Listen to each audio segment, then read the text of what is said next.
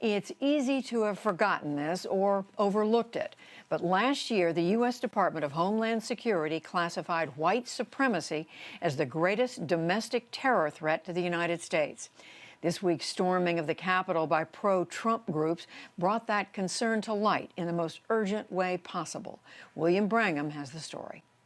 This is our Capitol! As more video emerges, the clearer it becomes just how violent last week's mob was at the U.S. Capitol.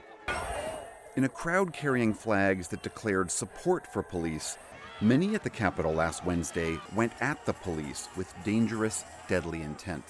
Amongst the crowd were also many wearing or carrying the insignia of a litany of the extremist, neo-Nazi, and conspiracy-minded groups in America. There were multiple images about QAnon, the conspiracy theory that believes a cabal of Democrats and wealthy elites are secretly running a child sex trafficking ring, one that President Trump has been quietly working to destroy. There were members of the Three Percenters and the Oath Keepers, both among the many armed, militant anti-government groups in the country. There were various neo-Nazi and anti-Semitic symbols. These are members of the violent hate group the Proud Boys, flashing their white supremacist OK hand signal. In the aftermath of this attack, many of the largest social media and internet companies sought to clamp down on those the companies say are encouraging violence online. YouTube began removing live-streamed videos of the violence on Capitol Hill. Facebook said it took offline several forums, including one with thousands of members who, in advance of Wednesday's riot, posted the home addresses of federal judges and politicians, often accompanied with images of guns and weaponry. Facebook stopped the president from posting to his page. CEO Mark Zuckerberg justified the ban, saying, quote, "We believe the risks of allowing the president to continue to use our service during this period are simply too great." After some back and forth, Twitter permanently took the president's account offline and removed all his prior messages. In a statement, the company said, quote, "After close review of recent tweets from the real Donald Trump account, and the context around them, we have permanently suspended the account due to the risk of further incitement of violence." These moves by the social media giants were applauded by some, though many said it was far too late in coming. Many conservatives, meanwhile, cried foul, alleging censorship against their political views. The social media app known as Parler, which was created to be a conservative alternative to Twitter, had been surging in popularity in recent weeks. It became not just an organizing platform for last week's Capitol protest, but full of numerous calls for violence and mayhem. Apple and Google both removed Parler from their app stores, and then yesterday, Amazon, which hosted Parler on its cloud web servers, booted the app offline, citing its inability to curtail violent language and imagery. As of late last night, Parler's website and app was not functioning, and today, Parler announced a lawsuit against Amazon, accusing the tech giant of trying to stifle competition.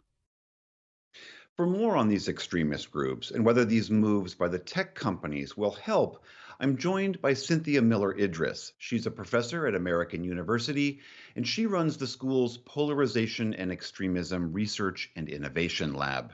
And by J.M. Berger. He's the author of several books, including Extremism. He's conducted research and training about homegrown terrorism, online extremism, and how to counter it. Thank you both very much for being here. J.M. Berger, to you first. If you were, help us understand how large a presence we know that these extremist groups were at the rally on Wednesday. Meaning, if you could somehow have taken them off the chessboard, I don't mean arrest them, but I mean magically remove them from the circumstance, would Wednesday have been a different day? I think that if you remove the extremist groups from this circumstance, what you would have seen is less direct threat to the members of Congress who are present there and to Vice President Pence. There may still have been the rush on the Capitol. There may still have been a riot. But what we saw was people in combat gear carrying zip ties who clearly had the intent to do something more than just riot. And so that was really a close call, and it's a close call we could have avoided if the extremists hadn't been there. Cynthia Miller Idriss, the same question to you. Is it your sense that Wednesday would have been different if we could have, that those groups really did contribute to the worst things that we saw? The groups are really important, and I think, of course, it would have been. I like the idea of a magical eraser. It would have been really nice to not have those groups be present, and I completely agree that that much of the high risk of violence would be reduced. But I think one of the things that's important to remember is that much of the way radicalization happens today is not actually through groups, but through kind of self-radicalizing networks online. And most of the recent terrorist violence we've seen comes in from that kind of perspective of an individual encountering ideology online and then radicalizing. And so I think we have had a lot of focus on groups, and that's important, but we're not going to erase this problem just by getting rid of the groups. J.M. Berger, can you pick up on that, the point that Cynthia is making here? Help us understand how social media, how those internet communities help radicalize and draw new adherents to these movements. What we see on these networks is very diverse, so there are different dynamics.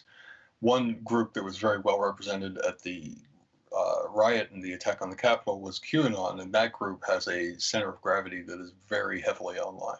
So that is a very large movement that has really proliferated in the social media space, and so we can put a lot of the blame for them and their presence there on social media. Other groups existed in previous forms.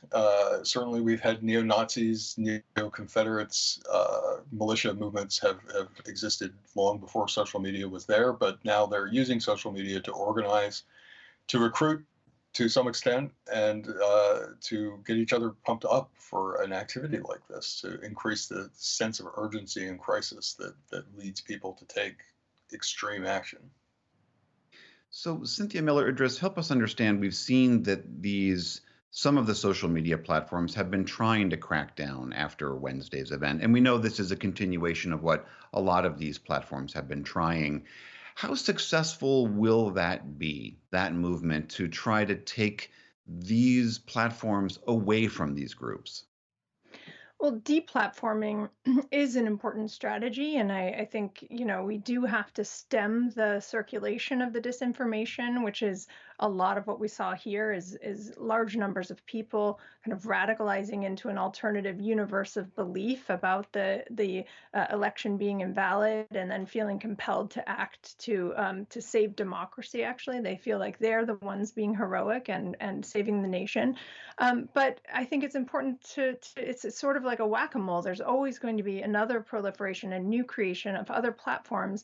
And it's not just through the organized platforms themselves, but through channels like YouTube, through online gaming platforms. I mean, there's just an ever expanding ecosystem of places and spaces online where extremists can recruit, can share propaganda, and can radicalize individuals.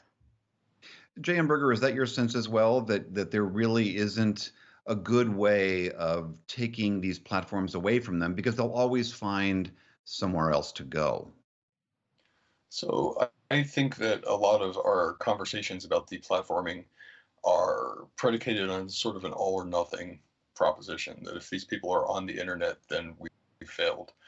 What we saw with ISIS certainly is that you can take away the big platforms where they can reach large audiences and do a lot of recruiting and do a lot of shaping of opinion. And that really hurts these organizations. Now, the problem here is that the right wing movement in this country currently is much larger than ISIS. So, to some extent, we're locking the barn door after the horse is gone. You can't put this back in the bottle. That said, deplatforming, it's not a total solution by any stretch of the imagination, but it's better than doing nothing. Uh, Cynthia Miller Idriss, help me understand the conversation that has been had around the president's rhetoric. We saw Twitter and Facebook have taken down specific, the president's ability to use those platforms, arguing that he himself was inciting violence. How true do you think that is? Do you, as many have, lay some of the responsibility for Wednesday at the feet of the president? I do. I think that not just the incitement of violence in this particular case, but I think what we have seen for several years now has been a mainstreaming and a normalization of extremist ideas, and a lot of dog whistle kinds of calls, like the stand back, stand by statement, that even if the intent isn't there, it's the way it's received, the impact, it has a lot of risk and danger attached to it in terms of the far right mobilizing online and feeling like they've been legitimated. And so what we're seeing now is, the very people, not just the president, but other elected officials, the very people who are supposed to be trusted sources of information, helping to create and propagate a disinformation landscape that says this election is invalid, that there's been mass voter fraud, and really compelling these people to act. J.M. Berger, same question to you. Do you hold the president and his language, both in the months leading up to the election and post-election and Wednesday, do you hold him responsible as well for this? I do. I've been writing about the kinds of coded language and accommodation that he makes to extremists since the 2016 election. He deliberately incites in these areas. He uses language and issues that he knows will inflame people. And he also provides these movements with something they've really never had in this country in the modern era, which is a charismatic leader. Typically, right-wing movements in the United States have been very fractionated and divided, and there's factional infighting.